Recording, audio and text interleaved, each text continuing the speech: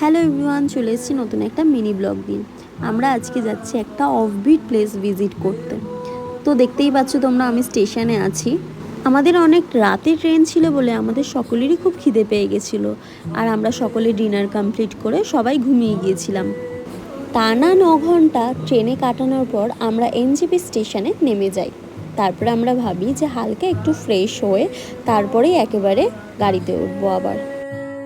যেহেতু আমরা গাড়ি আগে থেকেই বুক করে রেখেছিলাম, তাই আমাদের আর বেশি প্রবলেম হয়নি। সকলে আমরা ভীষণ এক্সাইটেড যে আমরা কখন জায়গাটায় পৌঁছাবো, কিন্তু প্রায় 6 ঘন্টা লাগে স্টেশন থেকে এক্স্যাক্ট ওই লোকেশনটায় পৌঁছাতে। এত কিছুর মধ্যে আমি এটাই বলতে ভুলে গেছি যে আমরা কোথায় যাচ্ছি।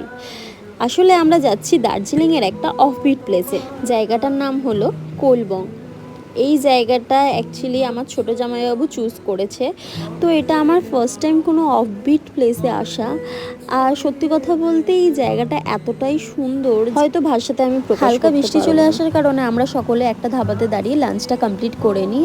লাঞ্চে ছিল আলুর পরোটা, ঘুগনি, হোমমেড দই এবং একটা আচার।